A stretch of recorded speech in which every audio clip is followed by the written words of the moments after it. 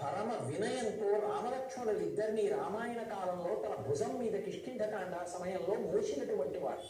యుద్ధకాండలో రావణాసురుడితో యుద్ధం చేయవలసి వస్తే రామచంద్రమూర్తిని తన భుజముల మీద కూర్చోబెట్టుకుని రావణాసురుడికి ఎదురుగుండా తీసుకెళ్లినటువంటి మహానుభావుడు. నిజంగా పరమాత్మ హనుమ యొక్క భుజముల మీద కూర్చుని యుద్ధం చేశారు. రామలక్ష్మణులు ఇద్దరిని తన భుజాల మీద కూర్చోబెట్టుకున్నారు. హనుమ తన జీవితాన్ని వాహనంగా కూడా వెచ్చించారు. నేను రామదాసుని అని ప్రకటించుకున్నారు. నేను రామదూతని అని చెప్పుకున్నారు. అటువంటి హనుమ తన మీద ఆ భగవానుడు కూర్చుని ఉన్నప్పుడు రెండు చేతులు ఇలా పెడతారు.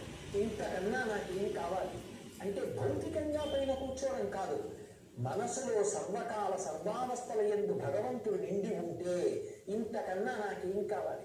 ఈశ్వరుడు నా మనసుని అధిరోహిస్తే, ఈశ్వరుడు నా మనసులో ఇలా కూర్చుంటే ఇంకా నాకు ఇంతకన్నా ఏం కావాలంటారు. హనుమగా తనంత తానుగా బుద్ధి బలం యశో ధైర్యం నిర్భయత్వం అరోగత అజాడ్యం వక్పటత్వంచ ఇన్ని గుణములను హనుమ ఒక్కరే ఇవ్వగలరు.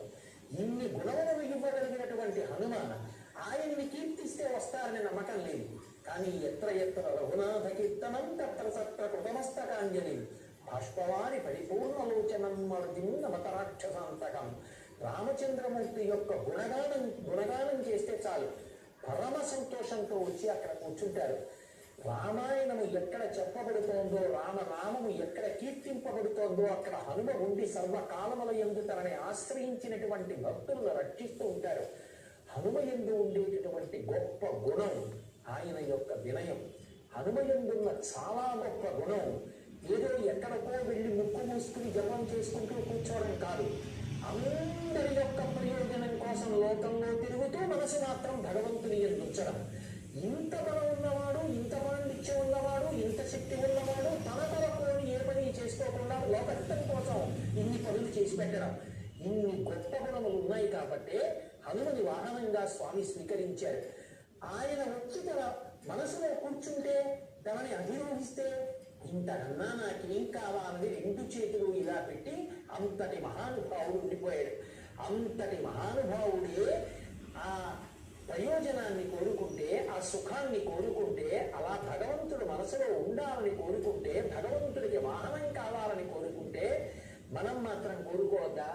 అందుకే ఆ హనుమద్వాహనం మీద వెళుతున్నటువంటి పరమాత్మని చూసినప్పుడు కనీసం మనకి కొన్ని విషయాలు జ్ఞాపకానికి రావాలి. హనుమలా లోకహితం కోసం బ్రతకగలగాలి. హనుమలా 10 మందికి మనశ్శాంతి కలిగేటట్టు మాట్లాడగలగాలి.